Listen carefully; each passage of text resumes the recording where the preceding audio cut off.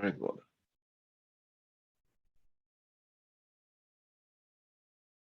Todo bien, me dice Matías. Excelente.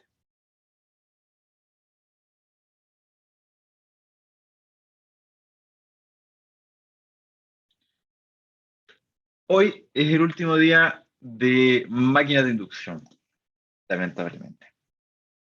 Que bueno, es una materia bastante bonita. Se aprende harto de todo lo que es campo magnético rotatorio, cómo finalmente las ecuaciones de Maxwell, Faraday, Ampere se aplican acá a las máquinas y cómo el principio de funcionamiento entonces se puede basar en todo lo que han visto hasta ahora. Y además que tienen que empezar a echar a esta juguera matemática en la que hemos entrado circuitos uno, algo de señales y sistemas, algo poco de electrónica de potencia que se sacó al software superficialmente con los partidores, y así suma y sigue hasta llegar hasta el modelo dinámico de las máquinas de inducción, trifásicas, que fue lo que revisamos la semana anterior. Entonces, el día de hoy es exactamente el último día de máquinas de inducción y por lo tanto es el último día de contenido en el que entran cosas para el certamen. Considerando que el certamen es en una semana más, por tanto, no se puede, el contenido del miércoles, por ejemplo, no se debería incluir en el certamen, lógicamente, porque tiene que tener al menos una semana para poder madurar los contenidos para el certamen. Entonces, en definitiva, esta parte 8, que es bastante simple, ya entendiendo todo lo anterior, es solamente hablar del motor de inducción monofásico, que es lo que queda. Que tiene nicho en ciertas aplicaciones, de muy poca potencia y ya vamos a revisar cuáles son sus características principales. Por tanto, vamos a ver cómo se modela su campo magnético rotatorio, considerando que es una sola fase y por lo tanto aquí ya no tenemos realmente un campo magnético rotatorio, sino que un campo magnético pulsante. Pero de todas maneras, ese campo magnético pulsante vamos a ver cómo se puede modelar a partir de dos campos magnéticos rotatorios a contragiro.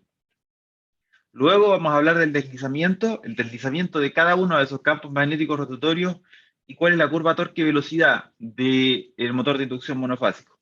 Todo esto lo vamos a poder pasar en una sola clase gracias a que ya hemos revisado esto en el motor de inducción trifásico. Y por tanto, no hay que entrar tanto en detalle a qué significa una curva torque-velocidad, qué significa el concepto de deslizamiento, qué significa el concepto de campo magnético rotatorio, porque todo eso ya está dado, todo eso ya se estudió y por tanto debiese ser bastante más sencillo digerirlo. Luego, el circuito equivalente, que es muy, muy similar, prácticamente igual al del motor de inducción trifásico, y cuáles son los ensayos y los resultados que se pueden obtener de los ensayos, así como nosotros vimos ensayo rotor bloqueado, ensayo de vacío, ensayo de C, cómo se podría aplicar, por ejemplo, esto a un motor de inducción monofásico, en caso de que ustedes lo requieran. Y por último, una pincelada muy superficial sobre los métodos de arranque que se pueden ocupar para este tipo de motor que son los de inducción monofásico.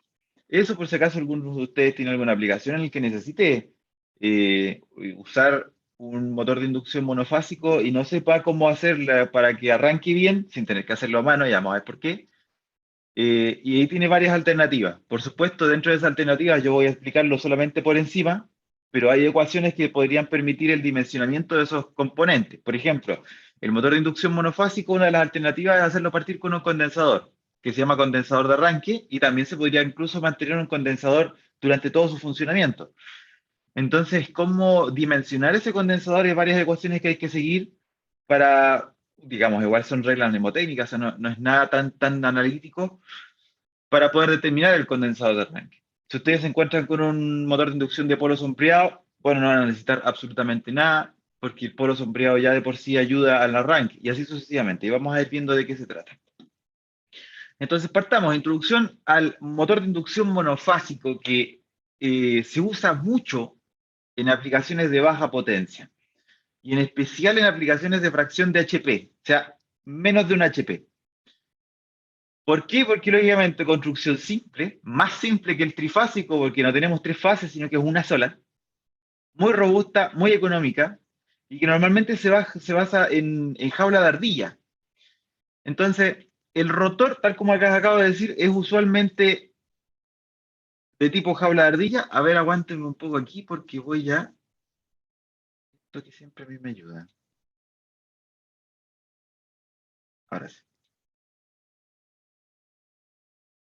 El rotor es usualmente de tipo jaula de ardilla, tal cual como el del motor de inducción trifásico, con la diferencia de que la cantidad de barras que se considera es distinta.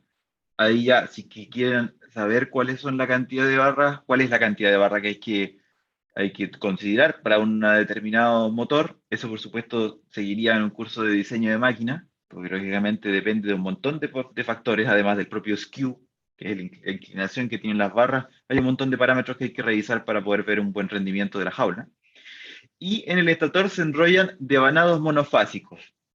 Vale decir que no son 3 sets de terminales, sino que es una sola bobina enrollada en el estator. Una sola bobina. Un camino de ida y un camino de vuelta. Por supuesto va pasando varias veces por las ranuras de la máquina, tal como se ve en esta imagen de acá, pero los terminales, o el par de terminales es uno solo. Un solo par de terminales. Acá, por ejemplo, en este motor de inducción monofásico que aparece acá, se pueden ver que acá hay un par de condensadores de arranque, o incluso podría ser un condensador de arranque y un condensador de operación. Y acá está la bornera, la caja de borne, en la que probablemente haya solamente 2 terminales. Y ahí se puede alimentar eso, lógicamente, monofásico, solamente monofásico. Ahora, el esquema de funcionamiento básico, lo fundamental, el pilar de funcionamiento de un motor de inducción monofásico es este que se muestra aquí, que sería como un corte de sección transversal del motor. Como digo, esto es muy simplificado, es simplemente para poder explicar para dónde va todo esto. Tenemos por una parte acá el rotor de jaula de ardilla, su sección transversal, y aquí se pueden ver las barras, el eje, y acá vamos a poner 2 grandes dientes o 2 grandes secciones de ferromagnético en torno a los cuales va a ir enrollado un bobinado monofásico. Y ojo, que este bobinado monofásico que aquí está apareciendo en color rojo, acá, se conecta con lo que hay acá abajo en la otra sección de ferromagnético de manera simétrica, para después ser alimentado de manera externa mediante una fuente monofásica. Entonces, ¿qué es lo que importa aquí? Que ustedes deberían reconocer desde electromagnetismo, desde campo, desde circuitos magnéticos, desde Convert, que desde el momento en que yo tenga una cierta corriente circulando por estos devanados, que vamos a tener esto así, la corriente va a ir circulando en este sentido, supongamos, circulando en este sentido a través de estos bobinados monofásicos, a través de estos bobinados monofásicos, entonces se va a establecer un campo magnético tal que, por regla de la mano derecha, que recordar, ponemos para acá, cerramos la mano derecha en la dirección en la que se cierra la mano derecha, el pulgar en la dirección de la corriente, y por lo tanto aquí podríamos ver que el campo magnético tendría que apuntar hacia arriba por el centro del ferromagnético. Hacia arriba por el centro del ferromagnético y atraviesa el rotor así. Este sería el campo magnético en esta cierta posición. Ahora, ¿qué es lo que ocurre? Que esta fuente monofásica, lógicamente, estamos hablando de algo que tiene corriente alterna. Y por lo tanto, este campo magnético que originalmente va viajando en esta dirección, después cuando la corriente gire, o no gire, o circule en el otro sentido, entonces, porque lógicamente esto es una sinusoide, así que la corriente va hacia allá, se hace cero y después circula en el otro sentido. Se hace cero y circula en el otro sentido, y así va oscilando.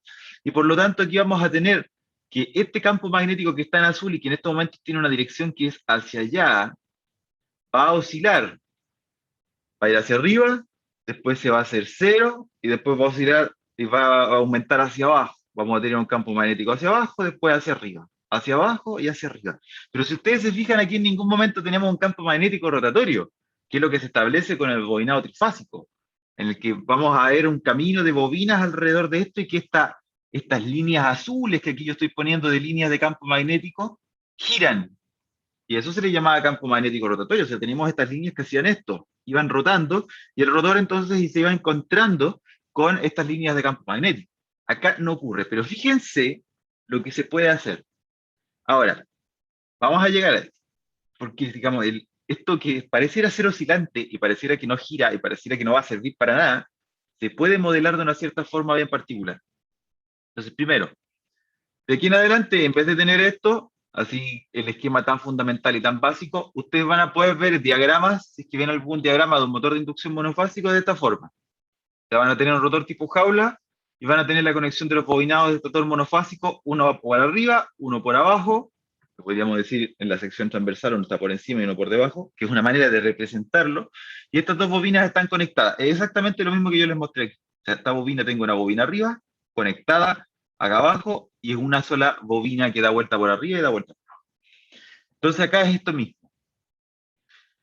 ¿Qué es lo que me interesa acá? Fíjense. Aquí nosotros teníamos nuestro esquema básico, lo que yo les expliqué del campo magnético que va hacia arriba y el campo magnético que va hacia abajo, y es más o menos lo que vamos a hacer. Fíjense. Vamos a suponer que la corriente está, o que sí, bien dicho, que la corriente es una sinusoide. Vamos a ir viendo exactamente lo que yo les expliqué con unos dibujos mal hechos, algo que está un poquito mejor hecho. Entonces, fíjense, en el punto máximo de corriente, podríamos asumir, por ejemplo, que el campo magnético va hacia arriba. Va hacia arriba, ¿por qué? Porque aquí se establecen corrientes, esas corrientes, por ley de Ampère, suponen un campo magnético, podrían ocupar también la ley de Biot-Savart, y que la dirección de ese campo magnético resultante aparece aquí en color verde, que es el punto máximo de esta sinusoide. Luego, en un siguiente instante de tiempo, vamos a ir viendo que la densidad del flujo magnético y su magnitud van decreciendo a medida que la corriente también va disminuyendo. Porque lógicamente, por ley de Biot-Savart o ley de Ampère, ustedes deben saber que el campo magnético es proporcional a la corriente que lo genera. Luego, a medida que la corriente va disminuyendo, vamos a ir viendo también que la densidad de flujo va disminuyendo de manera acorde. Y así sucesivamente, vamos a llegar a un punto en que la corriente es cero, como la corriente es cero, entonces no se va a generar campo magnético alrededor de los cables y no se va a establecer campo magnético al interior de los dientes y no va a aparecer campo magnético que atraviese el rotor de la jaula de ardilla, pero al pasar hacia el ciclo negativo, al semiciclo negativo de la corriente, ahora el campo magnético va a apuntar en el otro sentido. Entonces vamos a tener este carácter oscilante desde un máximo cero hacia el otro lado, y así sucesivamente. Después se va a achicar hasta llegar a cero, y después hacia arriba, hacia abajo, hacia arriba, hacia abajo, hacia arriba, hacia abajo, y esto es una oscila, un ente oscilante. Luego, aquí es donde viene el modelo que justamente aparece acá en el título de estos dos campos magnéticos rotatorios a contragiro, que es lo parte más interesante de esto. ¿Cómo se modela este campo magnético oscilante que pareciera no tener mayor gracia? De la siguiente forma.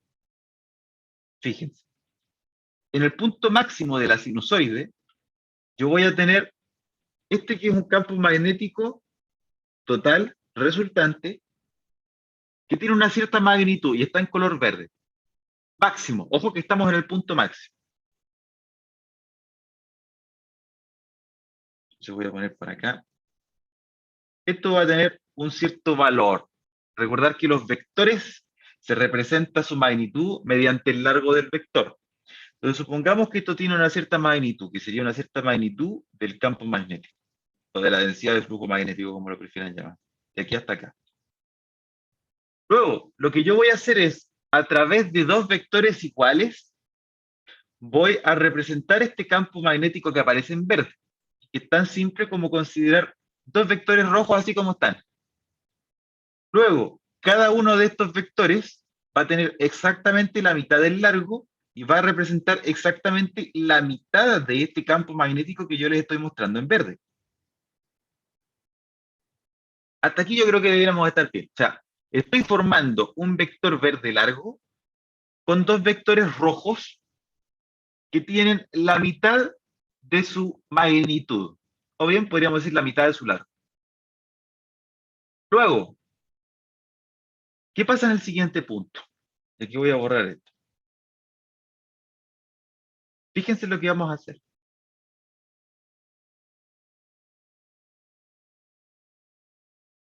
En el siguiente punto yo voy a tener un vector más corto. ¿Qué es lo que voy a hacer? Con los mismos dos vectores, que estaba usando en delante, voy a formar este vector verde que está aquí. Ojo, pero sin cambiar su magnitud. Entonces, ¿qué es lo que va a tener que ocurrir? Que estos dos vectores, que cada uno de estos era b máximo medios, era la mitad del más grandote que vimos en delante, lo que vamos a tener que hacer es inclinarlos tal que la suma vectorial sea igual al campo verde que estamos viendo. O sea, estamos tomando dos vectores cuya magnitud es constante, estamos tomando dos vectores cuyo largo es el mismo siempre, lo único que estamos haciendo es cambiando su dirección de manera simétrica para poder formar el campo magnético total en cada uno de estos puntos de la sinusoide. Luego, a medida que vamos avanzando en la sinusoide y el campo magnético se va haciendo más pequeño, entonces vamos a ir viendo de que para poder formar este vector verde, lo que vamos a tener que hacer con nuestros dos vectores que son iguales entre sí, es simplemente hacerlos más inclinados.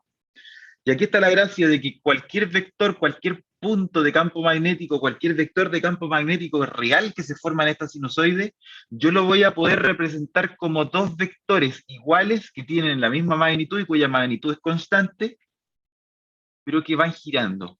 Uno en el sentido a favor de las manecillas y uno a favor en contra de las manecillas. Uno en sentido en contra de las manecillas. Tal como se ve aquí.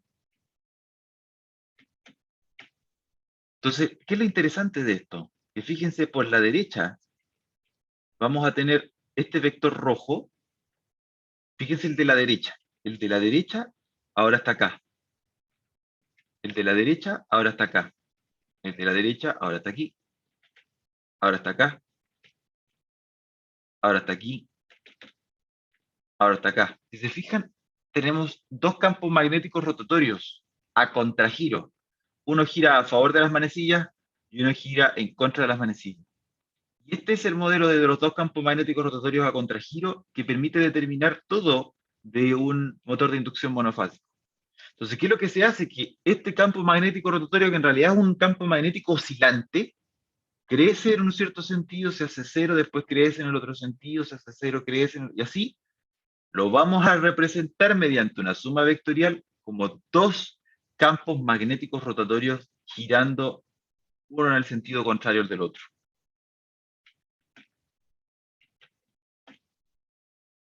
¿Qué es lo que aparece acá? El campo magnético, en realidad, que es un campo magnético pulsante, que solamente oscila hacia arriba y hacia abajo, que eso es lo que en realidad tenemos, lo vamos a representar como dos campos magnéticos rotatorios a contragiro. Ahora, por convención, aquí da lo mismo. Hay gente que prefiere llamarle campo magnético rotatorio positivo al que gira en contra de las manecillas del reloj y el negativo al que gira a favor. Acá en realidad no es muy relevante porque da lo mismo, porque yo puedo invertir el rotor y voy a estar viendo que el campo magnético rotatorio positivo o que gira en favor de las manecillas del reloj ahora está girando en contra. Es una cuestión de referencia. Entonces, ¿qué es lo que vamos a suponer acá? Vamos a tener que ahora tenemos dos campos magnéticos rotatorios, uno que gira en el sentido positivo, otro que gira en el sentido negativo y que por supuesto cada uno de ellos va a girar a la velocidad sincrónica. Porque gira a la velocidad sincrónica porque este campo magnético pulsante depende de la frecuencia del rotor y de la cantidad de polos que tenga la corriente de rotor, y por lo tanto vamos a estar que este campo magnético va a estar pulsando a una frecuencia sincrónica, y por lo tanto este giro también responde a esa frecuencia sincrónica y por lo tanto se establece a velocidad sincrónica. Es lo mismo que tuviésemos un motor de inducción trifásico, pero como si tuviéramos dos metidos adentro. Dos motores de inducción trifásico. Uno con un campo magnético rotativo, un campo magnético rotatorio positivo, a favor de las manecillas del reloj, si ustedes lo quieren considerar, y otro negativo. Dos girando en sentido contrario. El problema de esto, que ustedes ya se pueden imaginar, es que el campo magnético, uno de los dos campos magnéticos rotatorios va a estar acompañando el sentido de giro del rotor, el otro no. Y eso entonces va a suponer un lastre, va a estar restándole rendimiento a la máquina, pero es el costo que hay que pagar por un esquema tan simple de motor. Entonces eso es lo que vamos a revisar. Primero, vamos a asumir que el rotor está girando en la dirección del campo magnético rotatorio positivo, para empezar a hacer el análisis. O sea, tenemos que el rotor está girando para acá, aquí, bueno, se me fue ponerle N mayúscula, y acá lo mismo, está girando hacia acá a una cierta rapidez de operación, N sub R, velocidad de rotor cualquiera, velocidad de rotor, y que está girando en el mismo sentido que el campo magnético rotatorio positivo. Ahora, el campo magnético rotatorio positivo anda en el sentido contrario, o sea, nada que ver el uno con el otro. Entonces, fíjense que el deslizamiento lo vamos a tener que definir muy bien para cada uno de estos campos magnéticos rotatorios. Para el caso del campo magnético rotatorio positivo es súper sencillo, porque es cosa de ver que el campo magnético rotatorio está girando a una velocidad sincrónica, y por lo tanto el deslizamiento se va a ver como la velocidad sincrónica de este campo, menos la velocidad a la que realmente está girando el campo, el rotor, dividido por la velocidad sincrónica. Eso es lo que ya habíamos visto como concepto de deslizamiento. Entonces, en este caso, es tan simple que n sub s menos n sub r partido en n sub s, tal como lo hemos definido hasta el momento, es, y lo vamos a definir como un deslizamiento S. Ojo con esto, porque aquí va a quedar definido un parámetro S que lo vamos a ocupar. Recordar que aquí tenemos que el campo magnético rotatorio positivo está girando en el mismo sentido que el rotor, y por eso que este deslizamiento es tan sencillo. El problema es lo que viene ahora. ¿Qué es lo que pasa con el campo de secuencia negativa? O el campo magnético rotatorio que gira en el sentido contrario al giro del rotor. Fíjense lo que va a ocurrir con el deslizamiento. El deslizamiento, para el caso del campo magnético rotatorio negativo, ¿cuál va a ser? Vamos a poner nuestra referencia acá ahora. Aquí estamos nosotros. Va a ser la velocidad sincrónica menos, como el rotor está girando en sentido contrario, hay un signo negativo extra. O sea, por ejemplo, imaginemos que el campo magnético rotatorio está girando a 1800, pero para acá, para este sentido, y que el rotor está girando, por ejemplo, a 1500 RPM en el sentido contrario, entonces la velocidad con la que el uno va a ver al otro, uno va a 1800 para acá, el otro va a 1500 para allá, se suman esas dos velocidades. Entonces, ese deslizamiento en realidad va a tener que ser estos 1800, por concepto de deslizamiento es una resta, pero como está en sentido contrario, la velocidad es negativa, porque es negativa con respecto a la referencia de este campo magnético rotatorio. Luego me va a quedar 1800 menos 1500, que son estos 3300 RPM en total, a modo de ejemplo. Entonces, fíjense que acá lo que va a ocurrir es que el deslizamiento ya no va a quedar como la resta, sino que va a quedar como la suma de velocidad entre la sincrónica y el del rotor. ¿Por qué? Porque la sincrónica y el rotor están girando en contrasentido. Por eso es que se produce este signo más. Recordar que el deslizamiento como concepto es cuánto le falta, cuánto desliza, cuánto se atrasa el rotor con respecto al campo magnético rotatorio. El deslizamiento es muy fácil de entender cuando teníamos casos como estos, en que el campo magnético y el rotor giraban en el mismo sentido. Por lo tanto, la resta, que era cuánto se atrasaba, cuánto se quedaba atrás el rotor, era este concepto de deslizamiento. Pero ahora aquí, cuánto se queda atrás si es que está girando uno en contra del otro, justamente la suma, porque se está trazando 3300 RPM, si uno lo quisiera ver objetivamente. Ahora, aquí se hace un enjuague matemático para poder llegar acá, porque fíjense qué es lo que se hace. Se tiene la velocidad sincrónica, que aquí lo puse con n minúscula, pero dice ser con n mayúscula. Se tiene la velocidad sincrónica más la velocidad del rotor, dividido en la velocidad sincrónica. Entonces, fíjense qué es lo que se hace aquí. Se suma un 1 conveniente, en realidad un 0 conveniente, arriba en el denominador. Vale decir, voy a sumar n sub s y le voy a restar n sub s. Si ustedes se fijan, n sub s menos n sub s es 0. O sea, le estoy sumando 0, no le estoy haciendo nada a la fracción. Luego, si yo le sumo este 0 conveniente, fíjense lo que ocurre acá. Acá me queda n sub s más n sub s, que eso es igual a 2n sub s. Luego, me queda este menos n sub s, que todavía tengo que poner acá, más el n sub r, que es este que está aquí. Todo esto dividido en n sub s. ¿Y qué es lo que voy a hacer con esto? Separar. Voy a separar una parte de la fracción que sería 2n sub s partido en n sub s, que sería esto que está aquí, menos n sub s menos n sub r partido en n sub s. Ahí lo único que estoy haciendo es separando la fracción en dos. Como todos estos tres términos comparten el denominador, entonces yo puedo separar esto en tres fracciones distintas si yo quisiera, en el que el primer término va a ser el primer término del numerador dividido en el numerador, el denominador, que sería esto que está aquí, y después todo lo que me queda en la fracción, que es esto que está acá. Entonces fíjense lo interesante aquí. 2n sub s sobre n sub s, se van los n sub s, y me va a quedar 2. Y acá, n sub s menos n sub r repartido en n sub s estaba definido como este deslizamiento s de secuencia positiva. Y por lo tanto me va a quedar como 2 menos s. Y esto es lo importante. Y es lo que probablemente vaya a aparecer ahora en la PPT, pero va a aparecer tapado. Fijar. Entonces aquí vamos a mover, vamos a borrar un poquito todo esto que está aquí. El deslizamiento de secuencia negativa es 2 menos el deslizamiento de secuencia positiva. Y con eso tenemos estos dos deslizamientos.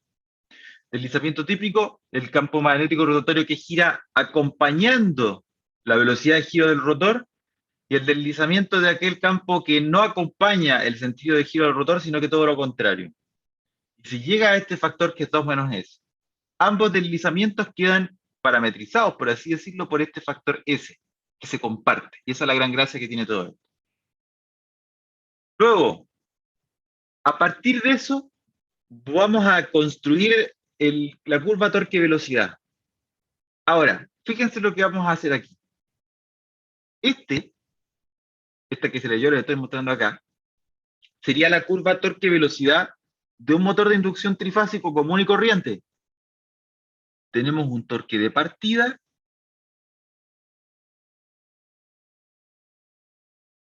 ¿me quiere?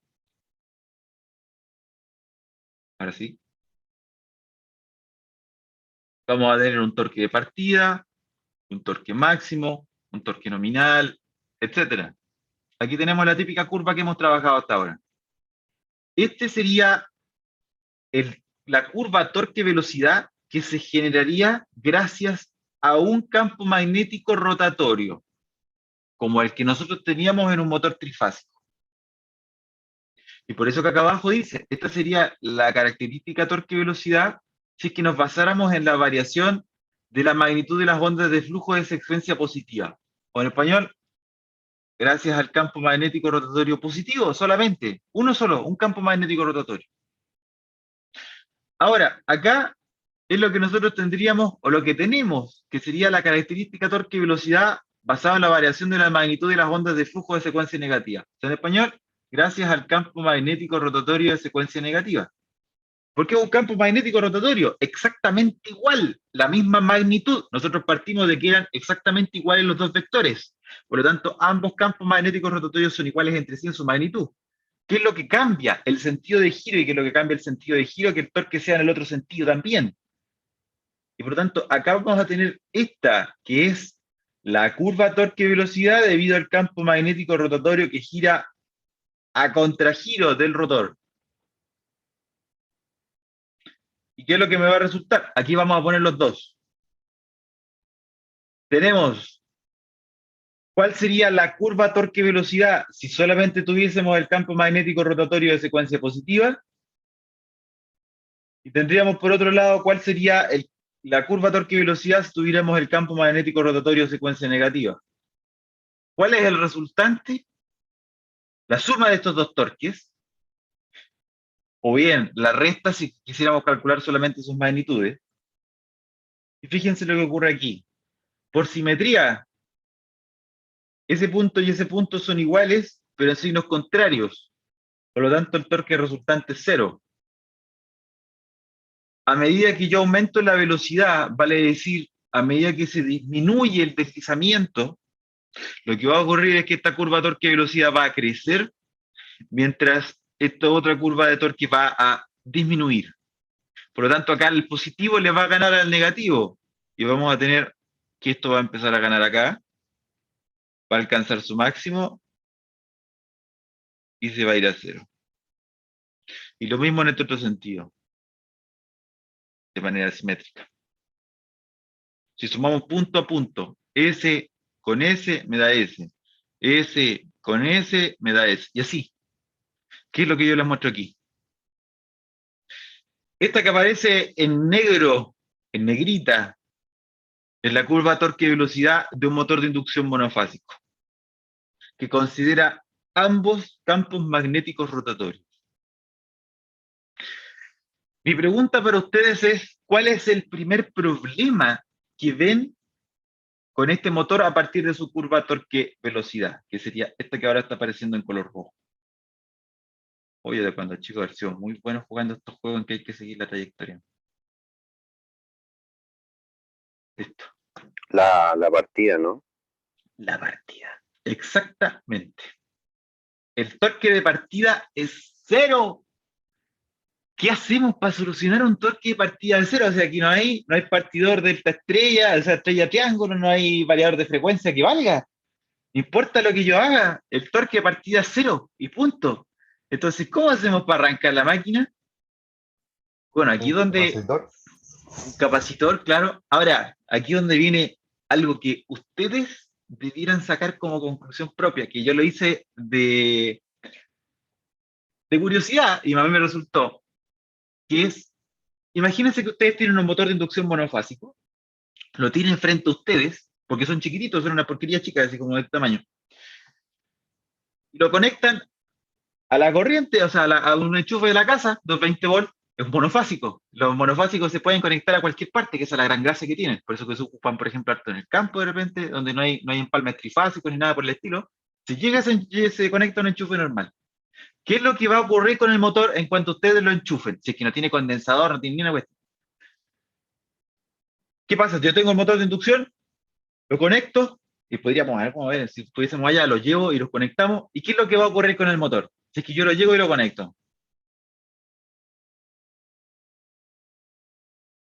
Va a estar detenido. Va a estar detenido y va a estar intentando echar a andar, va a estar intentando hacer algo, pero no hace nada. ¿Qué es lo que harían ustedes en una urgencia si necesitaran arrancarlo? Girar la jaula. ¿Exacto? ¿Girar el Claro, eje a moverlo. mano? ¿Girar el eje a mano? Con que ustedes le den un impulso al eje, moverlo, la agarran el eje y lo mueven un poquito. Si lo mueven un poco, la velocidad va a aumentar.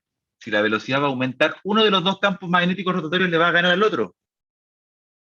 Y esto va a empezar a aumentar su velocidad y va a llegar al régimen primario. O sea, basta con darle un impulso. Y de hecho, es donde viene la anécdota. Se me olvidó mostrarles que aquí hay una pregunta, antes que se me olvide. ¿A qué tipo? ¿En qué Esto, que es? no se le olvide, acá hay una pregunta de estas de certamen que van de contenido. ¿Qué aparatos de la vida cotidiana usan motores de inducción monofásico? Ojalá busquen unos tres, porque yo les voy a soplar uno. Antiguamente, hay uno de los aparatos que ocupaba, y bueno, hasta el día de hoy casi ocupan igual motores de inducción monofásico, que son las lavadoras. Las lavadoras antiguas ocupaban motores de inducción monofásico y un condensador de arranque. ¿Y qué era lo que ocurría? Que las lavadoras se echaban a perder porque el condensador se echaba a perder. ¿Qué significaba que el condensador se echara a perder? Que no se podía arrancar, porque lógicamente el condensador se muere, no tienes torque de arranque y te quedas con esta curva torque de velocidad. Entonces, ¿qué es lo que había que hacer antiguamente con esas lavadoras? Era echarla a andar y tú le hacías girar el tambor y listo. ¿Y en qué sentido giraba el tambor? Era en el sentido en el que tú le dabas el impulso, porque esta es la gran gracia que tiene esto también. Si ustedes le dan el impulso en un sentido, va a quedar girando en ese sentido, pero si ustedes le dan el impulso hacia el otro lado, en contrasentido, en contragiro, o del otro campo magnético rotatorio va a ganar y va a quedar operando acá. Entonces, esta es la gran gracia que tienen los motores de inducción. O sea, no la gran gracia, lo terrible, porque no tienen torque de partida. Pero hacerlos partir es bastante sencillo. Basta con un impulso, basta con un desbalance entre el campo magnético rotatorio positivo y el campo magnético rotatorio negativo para que ustedes puedan echar a andar la máquina. Pero bueno, ya vamos a llegar a esa última parte en las últimas PPTs de esta clase.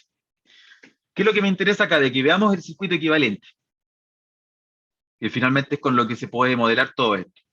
Vamos a recordar, antes de entrar en detalle, cuál era el circuito equivalente por fase del motor de inducción trifásico. Este era el circuito equivalente que nosotros teníamos, con el que ustedes han estado trabajando todo este tiempo.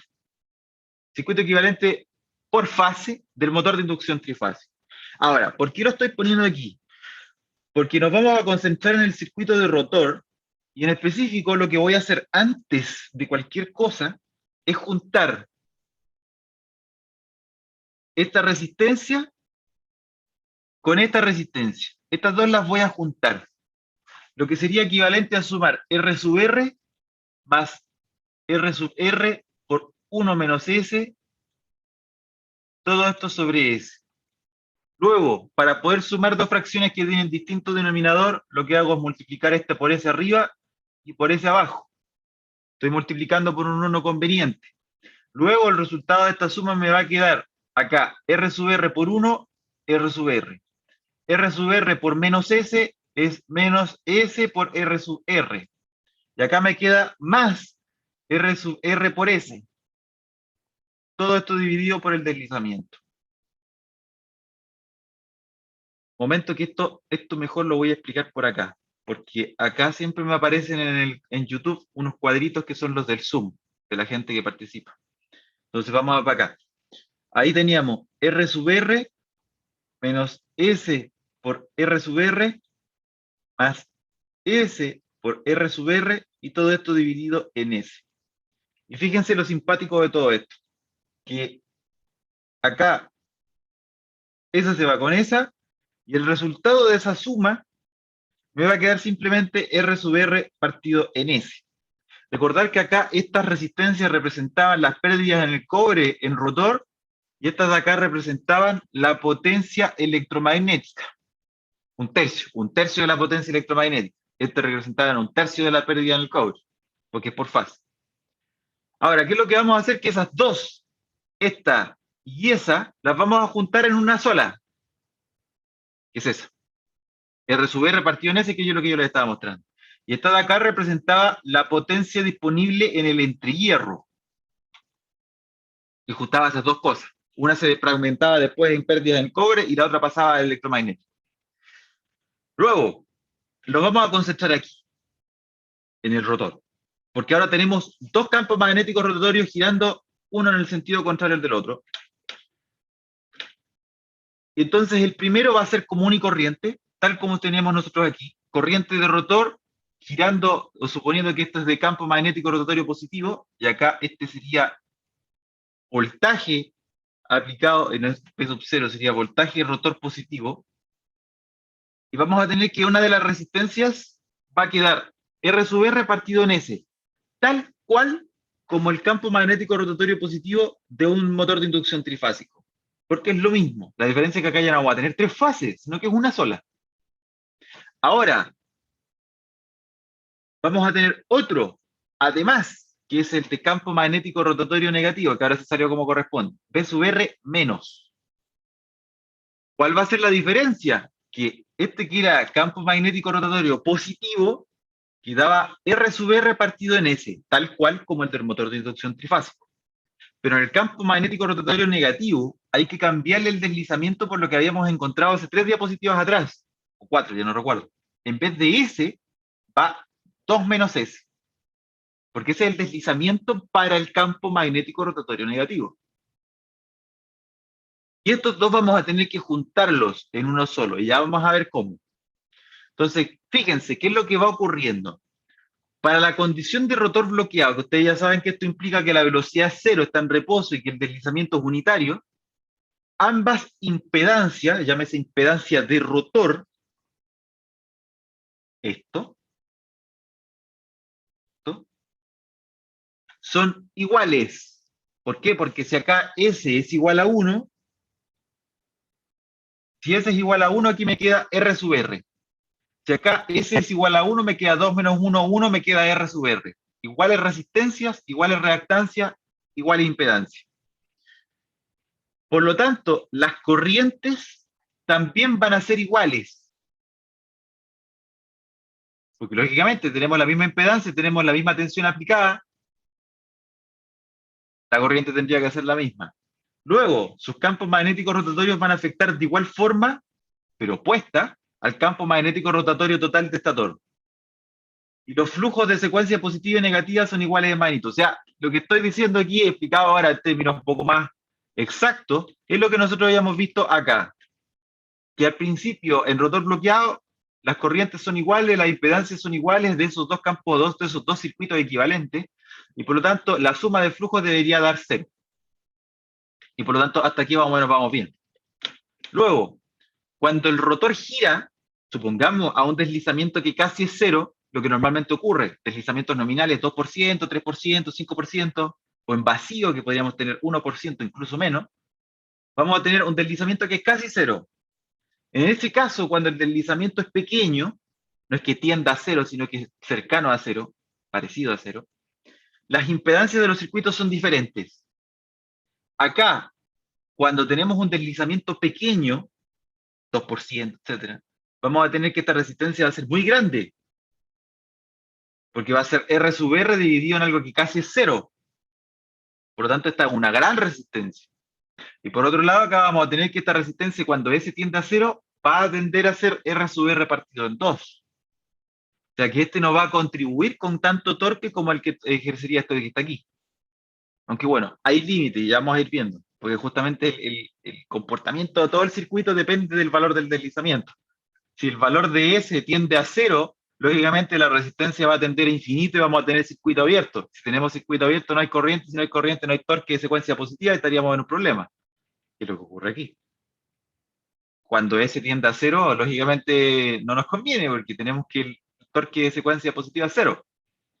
Pero si en un valor de deslizamiento bajo, prudente, pero bajo, vamos a tener un buen valor de torque. La resistencia va a ser alta, pero no lo suficientemente alta como para impedir tanto la circulación de corriente. Entonces, ¿qué es lo que dice aquí? Como la velocidad aumenta el flujo de secuencia positiva, a medida que aumenta la velocidad, disminuye el deslizamiento, si disminuye el deslizamiento, esta resistencia aumenta. Si esta resistencia aumenta, entonces va a generar más potencia. Y si genera más potencia, genera más torque. Entonces, a medida que aumenta la velocidad, el flujo de secuencia positiva crece y este va disminuyendo. Lógicamente aquí le vamos restando eso. El flujo resultante, de todas maneras, va a permanecer esencialmente constante, porque lógicamente vamos a estar que uno crece y el otro disminuye, más o menos de una manera bastante proporcional. Luego, con el rotor en movimiento, el torque de secuencia positiva, vale decir, el torque que se produce debido a este circuito equivalente, que es el campo magnético rotatorio positivo, aumenta, mientras que el torque de secuencia negativa disminuye. O sea, lo único que estoy diciendo es repitiendo lo que está aquí. A medida que la velocidad aumenta, el torque de secuencia positiva aumenta, mientras que el torque de secuencia negativa disminuye. Pero más allá que eso, es que eso se tiene que ver reflejado en este circuito equivalente y lo estamos viendo. O sea, tener este R sub R partido en S y acá este R sub R partido en 2 menos S, me ayuda, considera estos fenómenos. Entonces, ¿cuál es el circuito equivalente total?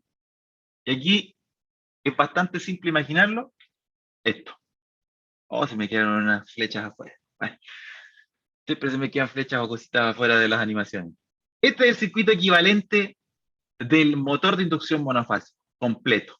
Vamos a tener una mitad de arriba que es del campo magnético rotatorio positivo y es tal cual como el del motor de inducción trifásico. Tenemos resistencia de estator, reactancia de estator, reactancia magnetizante, reactancia de rotor, y esta que es la suma de estas dos resistencias, que es la resistencia que representa la potencia disponible en el entrehierro de secuencia positiva, que es justamente lo que yo les quería poner aquí.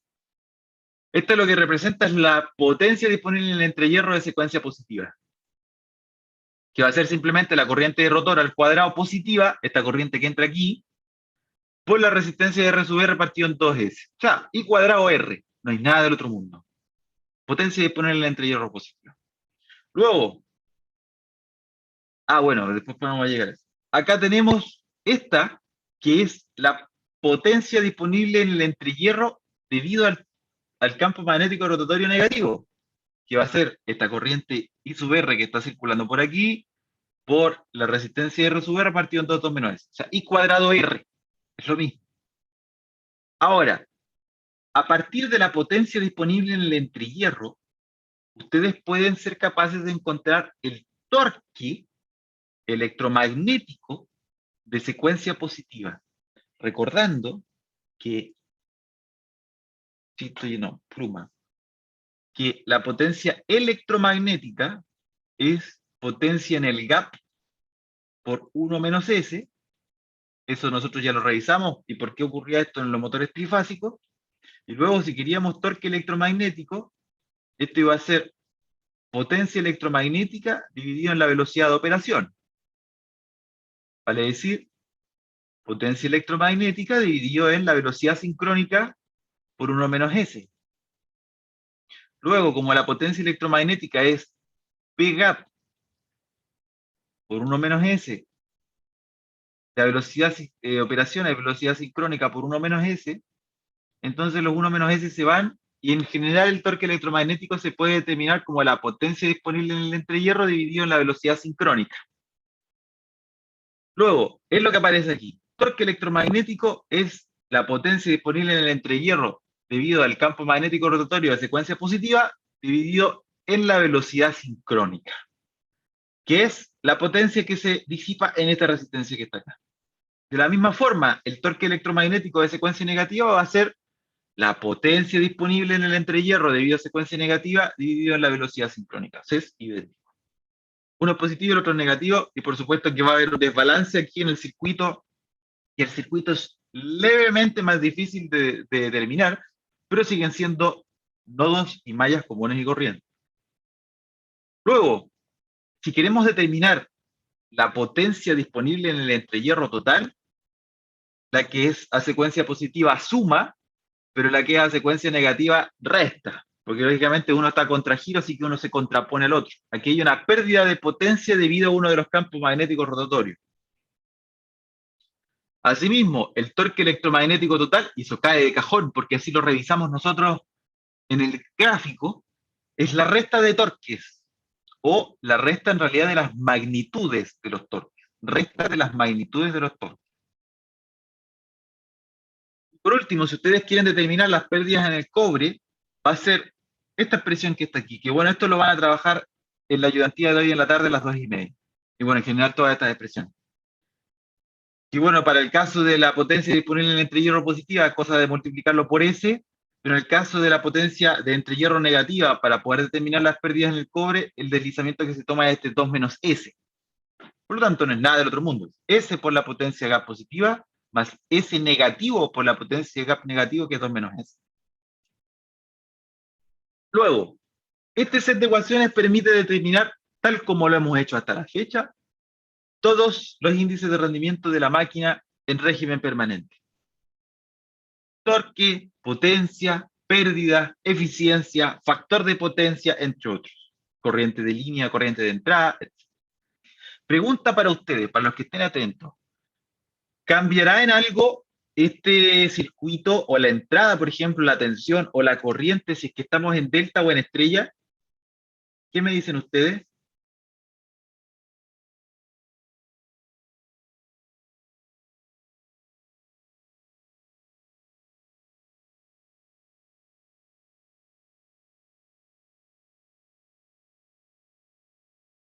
¿Cambian algo el que yo lo tenga conectado en delta o en estrella? ¿Algo cambiará de por aquí?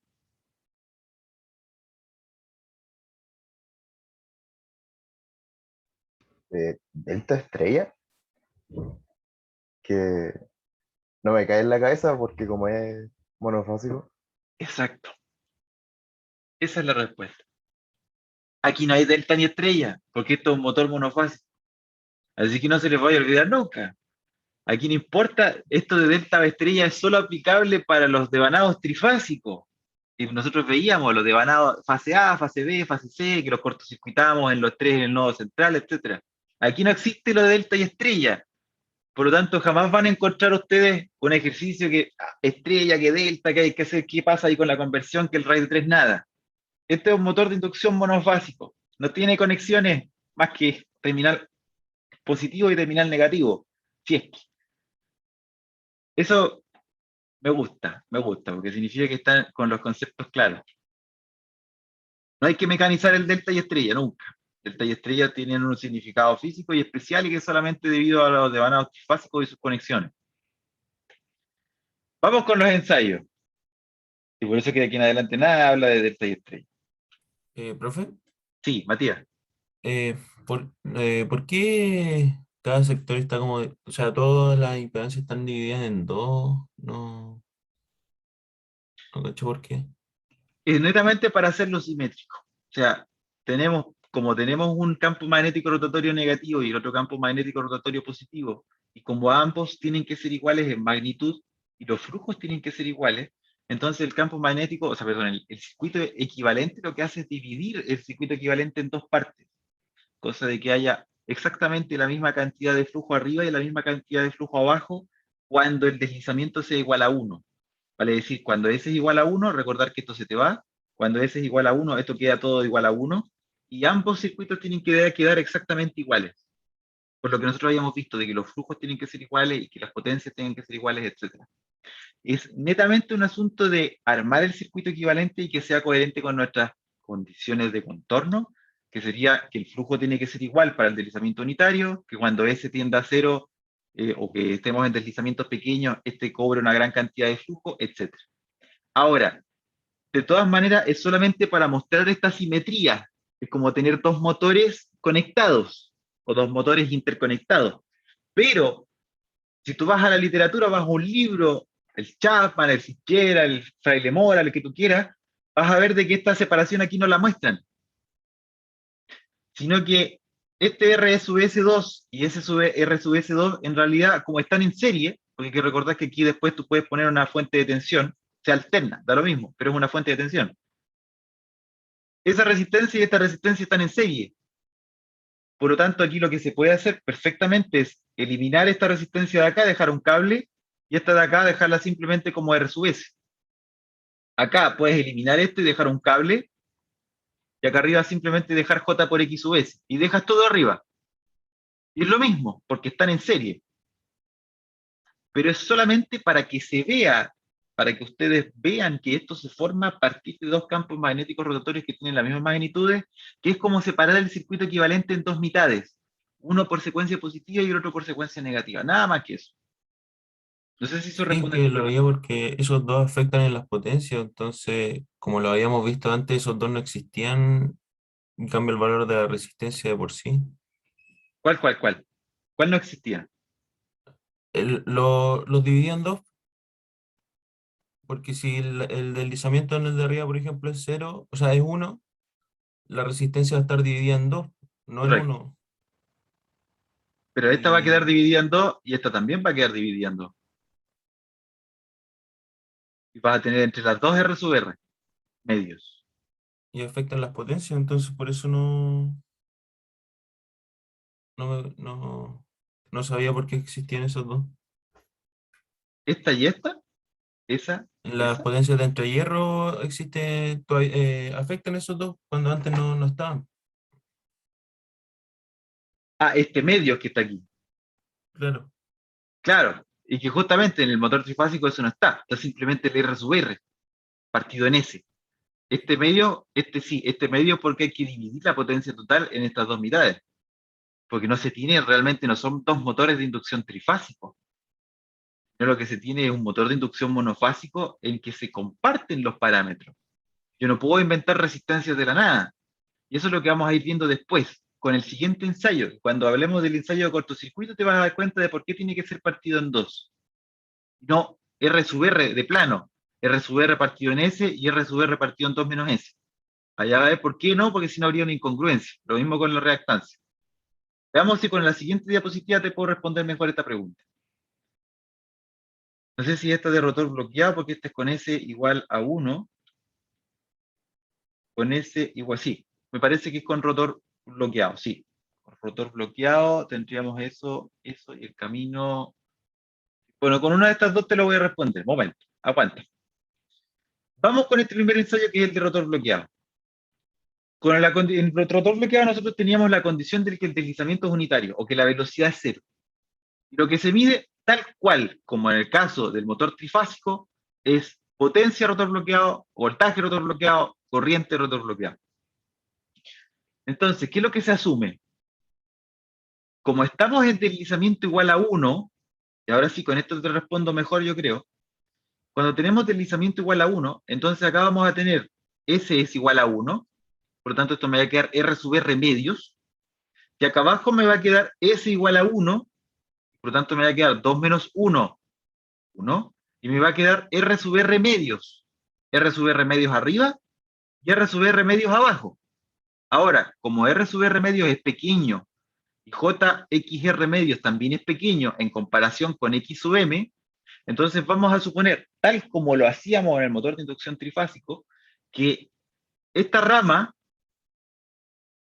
JXR medios más RR medios, cuando el deslizamiento es 1, es mucho más pequeño que JX sub M. Mucho más pequeño. Y por lo tanto, toda la corriente va a preferir irse por acá, por la rama serie del circuito de rotor. Y por lo tanto, por acá esto yo lo puedo dejar como un circuito abierto, porque prácticamente no va a haber corriente circulando por esta zona. Lo que me queda es eso. Y con esto yo creo que respondo mejor a tu pregunta, porque cuando se mida acá, fíjate lo que me va a quedar en el circuito. Me tiene que quedar exactamente la resistencia completa de rotor cuando yo la mida. Y me va a quedar R sub S medio, JX sub S medio, JXR medio, RR medio, RR medio, JXR medio, etc. Si yo sumo esta más esa, me va a quedar la resistencia de rotor. Porque eso es lo que yo tengo que medir. Se mide la resistencia de rotor. Se mide la reactancia de rotor, que ahora sumadas te dan exactamente el valor completo. Si no considerara ese medio en mi circuito equivalente, vale decir, lo considerara tal cual como en un motor de inducción trifásico y S2 me lo como, entonces lo que estaríamos viendo ahora es que si yo mido, me quedaría 2 veces la resistencia de rotor. Y eso no tiene lógica, no tiene sentido físico, porque es una sola resistencia la que estoy midiendo, que es la resistencia de rotor. No sé si ahora con eso respondo un poco más tu pregunta. Sí, profe, ahí me queda más claro. Ahí sí. Sí, al principio cuesta verlo, si no, no hay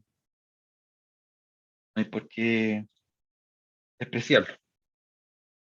Entonces, en este caso de rotor bloqueado, vamos a tener este camino de corriente y vamos a tener las siguientes ecuaciones. Primero, la suma de esa resistencia más esa resistencia más esa resistencia más esa resistencia, que en realidad es simplemente R sub S más R sub R, quedan simplemente la resistencia, tiene que ser igual a la potencia medida de rotor bloqueado dividido en la corriente medida de rotor bloqueado. Porque la corriente de rotor bloqueado, recordar, se mide a la entrada y la potencia de rotor bloqueado se mide la activa. Por lo tanto, aquí tenemos R sub S más R sub R, potencia dividido en corriente al cuadrado. Y cuadrado R es potencia. Ahora, R sub S se obtiene de la prueba en CC. Eso cae de cajón. Todo esto, digamos, la resistencia de estator se obtiene previamente. Eso nosotros ya lo hemos revisado.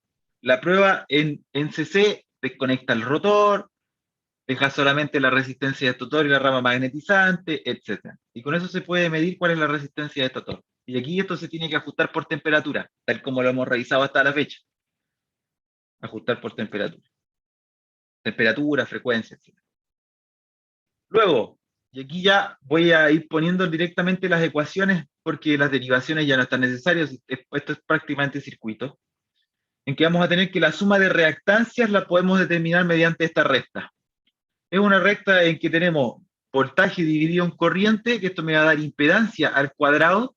Acá tenemos impedancia al cuadrado. Z, podríamos decir Z rotor bloqueado al cuadrado, menos potencia dividido en corriente al cuadrado. Esto es resistencia a rotor bloqueado, o resistencia total de la prueba de rotor bloqueado al cuadrado. Vamos a tener impedancia al cuadrado menos resistencia al cuadrado, que es la suma de las reactancias. Recordando que impedancia es la raíz cuadrada de la suma de resistencia al cuadrado más la reactancia al cuadrado. Y del despeje pitagórico, entonces podemos obtener cuál es la suma de reactancia. Entonces, ¿qué es lo que se puede obtener aquí? Como R sub S se mide en la prueba de SC, entonces R sub R se obtiene al tiro, directamente de este ensayo de rotor bloqueado. Por otro lado, a partir de esta otra expresión que está aquí, podemos sacar cuál es la suma de las dos reactancias, estator y rotor. Adicionalmente, como normalmente estos motores son pequeños, serían como el equivalente a un NEMA A, si quisiéramos hacer algo parecido, se asume que las reactancias de rotor y de estator son iguales. Prácticamente son iguales, porque son motores muy pequeños. Y por lo tanto, a partir de esta expresión, también podemos encontrar X sub S y X sub R. Fíjense que de la prueba CC y de rotor bloqueado, encontramos todas las resistencias de estator de rotor y las dos reactancias, estator y rotor. ¿Qué es lo que me faltaría? Resistencia, o sea, la reactancia magnetizante y la resistencia o las pérdidas de Rossi ventilación. Esas son las cosas que me faltarían. Y eso es lo que se ve acá en el ensayo de vacío. En el ensayo de vacío, ¿qué era lo que se hacía? Recordando lo que se hacía en el caso del motor trifásico, era, se alimentaba el estator a una velocidad relativamente pequeña, a una tensión pequeña, y se motoreaba el motor hasta llevarlo a velocidad sincrónica. Vale decir que ese, el valor del deslizamiento tiende a cero. Se motoreaba, el eje se giraba hasta llegar a la velocidad sincrónica con un motor externo, y se alimentaba el estator, o en este caso los únicos dos terminales que hay, de tal forma de obtener corriente nominal en lo que se estaba midiendo. Entonces, ¿qué se mide? Se mide potencia, voltaje y corriente de vacío. Todo esto es monofásico. ¿Qué es lo que se va a asumir? Lógicamente, que a medida que el deslizamiento tiende a cero, si el deslizamiento tiende a cero, entonces este S que está aquí acá abajo va a tender a cero y por lo tanto toda esta resistencia va a tender a ser infinito. Si toda esa resistencia tiende a ser infinito, todo es un circuito abierto.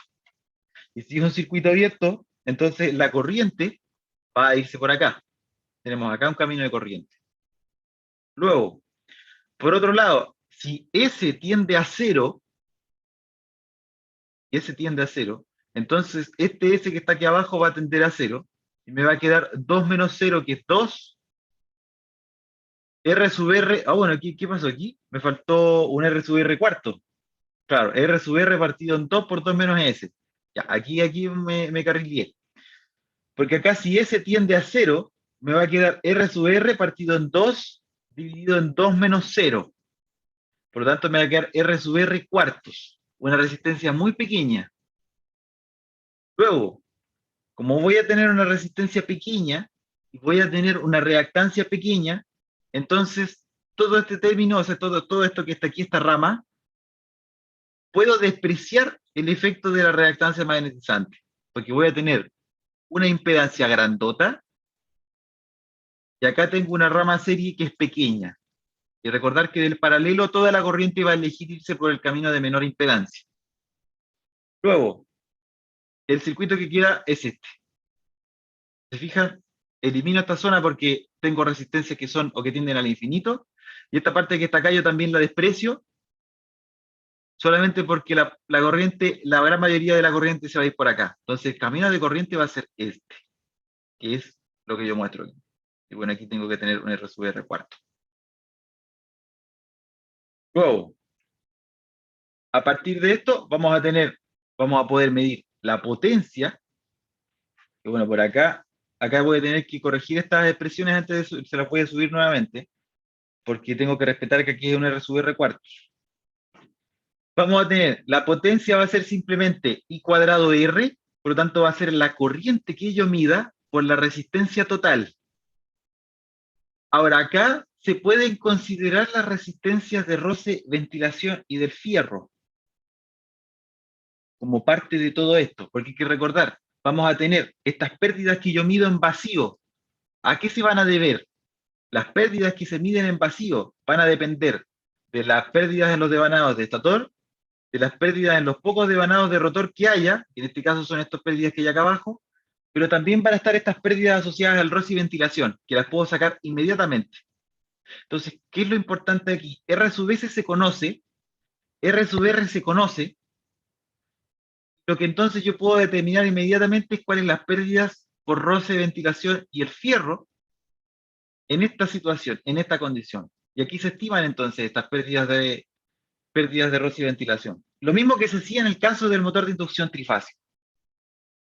Y asimismo, se puede medir la impedancia Z sub 0, impedancia de vacío, que va a ser la raíz cuadrada de resistencias y de impedancia. En este caso, sobre todo este chorizo gigante que tenemos aquí. ¿Qué es lo interesante de esto? Que a partir de esto yo puedo determinar la reactancia magnetizante. Entonces con esto tengo el esquema completo. Con la prueba de rotor bloqueado saco resistencia de estator, resistencia de rotor, reactancia de estator, reactancia de rotor. Y con el ensayo de vacío puedo determinar las pérdidas equivalentes de roce y ventilación, y también puedo determinar la reactancia magnetizante. Acá, como les digo, voy a corregir, antes de subirlo hoy, bueno, ya lo subí, pero lo voy a corregir con respecto a lo que ocurre acá abajo en esta resistencia.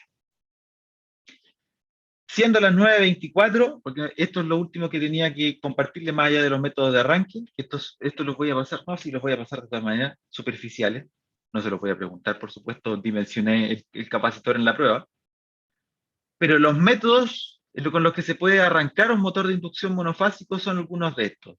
Por ejemplo, con un bobinado auxiliar, que el bobinado auxiliar lo que hace es desbalancear, se conecta a un bobinado anexo, que solamente queda en una de las zonas del ferromagnético, y ese bobinado auxiliar genera un desbalance de los flujos, ese desbalance de los flujos inclina bastante el campo magnético hacia una de las zonas, y se conecta mediante un switch centrífugo. Vale decir que después de un tiempo en que esto empieza a girar, lógicamente el giro genera fuerza centrífuga en el rotor, y entonces eso activa el switch, y el switch entonces se desconecta, y el bobinado también se desconecta y queda operando simplemente en régimen permanente, lo que sería el motor de inducción monofásico tradicional, sin bobinado auxiliar.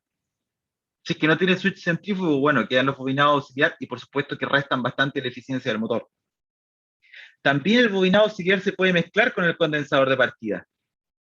O sea, se mezcla, se considera un bobinado auxiliar en el estator de la máquina, perdón, en el rotor de la máquina, porque finalmente el rotor es el que considera todo esto, y también se considera un condensador de partida, no en el estator, en el bobinado auxiliar siempre se considera en el estator, y el condensador de partida. Ambas cosas, que de hecho me hubiese gustado, pero por el tiempo que tenemos que seguir viendo el resto de las unidades, que pudiéramos dimensionar condensadores de partida y también bobinados auxiliares, pero bueno, eso quedará en caso de que alguien se quiera especializar en esto.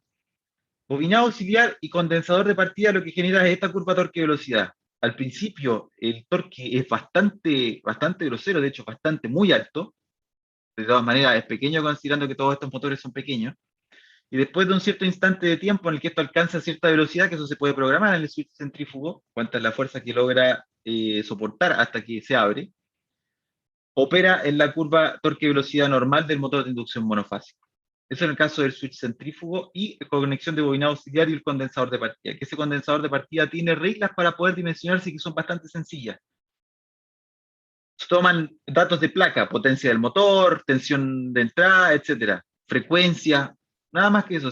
Con frecuencia, tensión de entrada y con tensión nominal ya se puede calcular más o menos o dimensionar cuál tendría que ser el capacitor de arranque. Y lo otro que es muy simpático, que también pueden encontrar algunos motores de inducción muy pequeños, son pequeñitos estos motores, son con polo sombreado. Vale decir que en estator está el típico bobinado común y corriente y se pone un anillo. No un anillo, pero se pueden poner hasta un par de vueltas de bobinado que no están conectadas a nada. Es como el anillo de Thomson, los que vieron el electromagnetismo. Es simplemente una bobina ahí, en esa zona, cerrada, un loop cerrado. Yo pongo un par de vueltas ahí cortocircuitadas, conectadas a nada, están en el aire, en la nada, no tienen nada. Y se ponen ahí. ¿Qué es lo que genera esto? Que parte de este flujo que debería atravesar el rotor se va a inducir antes en este loop cerrado. Y acá va a empezar a inducir tensiones y corrientes. Y eso es lo que genera un desbalance de flujo. Como genera un desbalance de flujo importante, por eso que sombrea, se llama bobina sombreada, porque sombrea el flujo magnético que llega al rotor, es como si tuviéramos un eclipse. Tenemos todo el flujo que viene desde estator y que intenta llegar al rotor, pero llega solamente una parte del flujo. Eso genera el desbalance. Y con el desbalance entonces obtenemos una curva torque-velocidad muy suave, con un torque de partida moderado, pero la eficiencia sí es muy baja de este tipo de motor y por eso que se prefieren motores muy pequeños. Porque lógicamente bobina sombría, aquí hay una bobina en la que circula corriente, esto se calienta, calienta el ferromagnético y se disipa en nada, en calor, efecto Joule, no se aprovecha.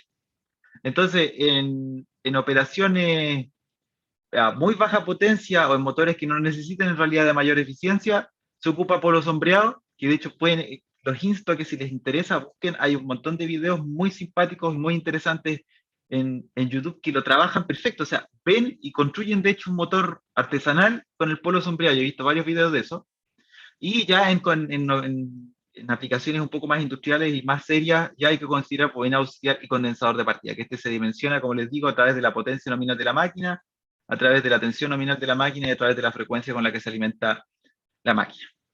Ahora sí, disculpen los 3 minutos de tardanza, los dejo en libertad de acción y cualquier pregunta que tengan, por supuesto, me la pueden hacer. Estoy abierto a preguntas y eso. ¿Tienen preguntas? Profe, Sí, Matías.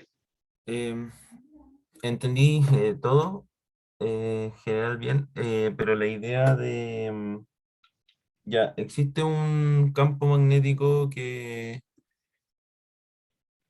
como lo vemos con la flechita, tiene un punto máximo hacia arriba y un punto máximo hacia abajo. Sí, Pero, y eso es lo que en realidad pasa, ¿o no? Físicamente, claro, o sea, físicamente así se van a establecer las líneas de flujo, ya. Y, como la pero ver. no me genera complicación de que los rotatorios existen también en eso físicamente, No, porque aquí lo estamos viendo como algo sí, conceptual y que, exactamente. No entonces, existe. ¿cómo se No hay, generan estos fenómenos físicos si es que no existen esos campos rotatorios físicamente? porque a pesar de que no existan, recordar que, bueno, la matemática a ti no te puede mentir. Por lo tanto, el yo tener un vector y yo poder dividirlo en estos dos, de Claro. que se pueden formar estos dos campos imaginarios, se pueden formar y eso también se puede, y finalmente todo esto es un modelo de la máquina. Pero Sí, lo que claro. sí hay que entender es que, supongamos, tengo el rotor jaula de ardilla, el rotor jaula de ardilla tiene, ahora veámoslo en lo que ocurre en la realidad, que de todas maneras, ahí tenemos la jaula de ardilla, estoy tratando de dibujarla en 3D, ahí está la jaula.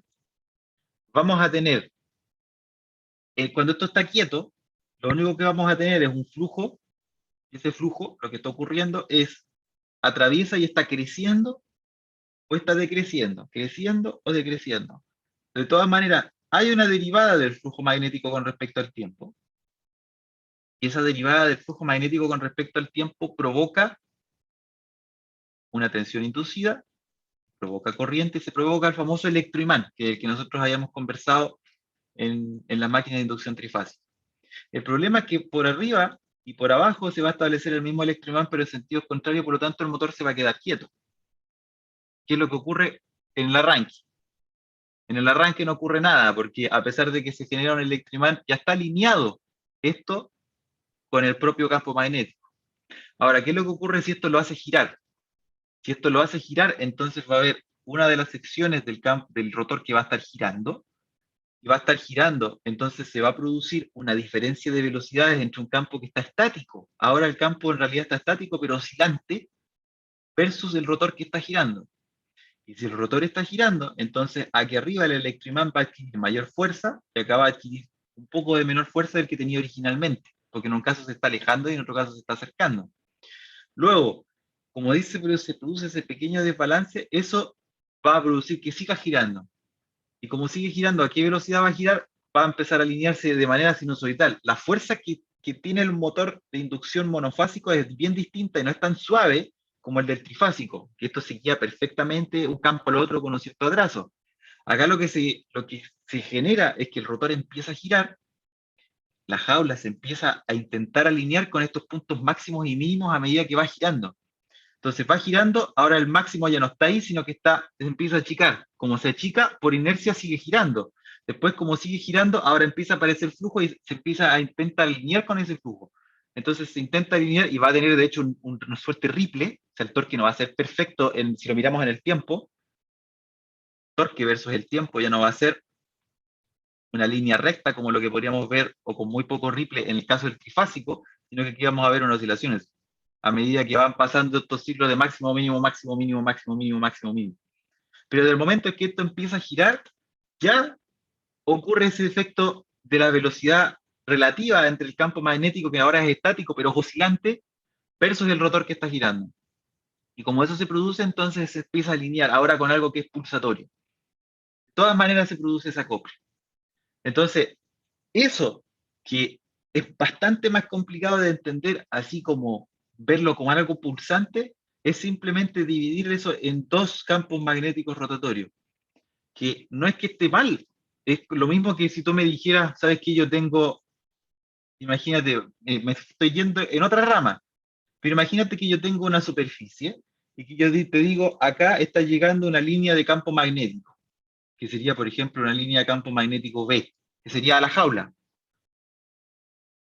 Ese campo magnético B yo lo podría descomponer en una componente que llega de forma perpendicular, en una componente que llega de forma tangencial a la superficie. Lo que me importa para poder determinar el flujo magnético que ocurre a través de esa superficie, que suponemos que es una hoja que está entrando a la pantalla, es que el flujo, de la manera más sencilla, considerando que el campo es uniforme, va a ser aquella componente perpendicular por el valor del área de la superficie, suponiendo que todo esto es uniforme perfecto. Y alguien me podría hacer la misma pregunta. Ya, pero estas componentes que tú me estabas poniendo acá no existen. Lo que existe es este flujo que está aquí. Claro que sí. Claro que no existe y que lo único que existe es este vector azul. Pero esa descomposición es válida porque los vectores no te mienten. Los campos magnéticos se representan y son vectores, los campos eléctricos se representan y son vectores, y por lo tanto todas aquellas operaciones vectoriales que se puedan aplicar sobre ellos son válidas. Y desde el momento en que son válidas, entonces todas las herramientas matemáticas que de ahí se saquen también van a ser válidas. Y por tanto esta expresión de flujo que se ocupa aquí, se ocupa en la máquina de inducción trifásica o se ocupa en cualquiera de las otras, es válida también. Es lo mismo que hacer una descomposición de Fourier. O sea, lo que quiero ir con todo esto es que a pesar de que tú no puedas ver que esto son dos campos magnéticos rotatorios que están en contragiro, a pesar de que no se ven y que no están ahí, realmente sí se pueden considerar. O sea, yo puedo representar ese vector pulsante como si fuesen dos campos magnéticos rotatorios en contragiro. Vale decir, si en la realidad, en el objeto real, en mi máquina, en mi cosa que tiene fierro y que tiene una jaula, yo alimentara esto y generara este vector verde, tendría exactamente lo mismo que si yo ahora alrededor de todo esto pusiera dos devanados trifásicos, esos dos devanados trifásicos generaran dos campos magnéticos rotatorios en contragiro de tal manera de generar este mismo y tendría exactamente los mismos resultados. Y se podría hacer el experimento, un poco largo, habría que construir varias cosas, pero sí se puede considerar. Porque si no estaríamos desconociendo que la descomposición vectorial no es aplicable a fenómenos reales y eso no es válido. No sé si eso responde a tu pregunta, igual me fui por la rama. Sí, profe, me quedó más claro. Sí, el problema era cómo partía girando porque no Claro, había no, un al cambio principio de nada, flujo. al principio no gira. Por eso es que uno tiene que darle el impulso o a través de un condensador o a través de el polo sombreado, etcétera. Ya, profe, muchas gracias. ¿Alguna otra pregunta?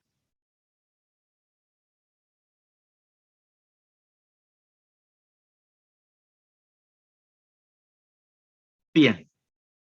Ah, Ignacio, me dijo profe, por chat.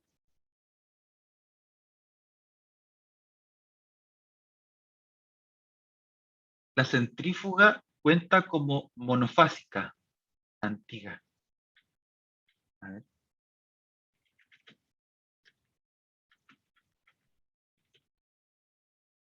Ah, las centrífugas antiguas sí que cuentan como monofásicas. Sí, hay algunas, bueno, de hecho, sí. Sí, sí, claro.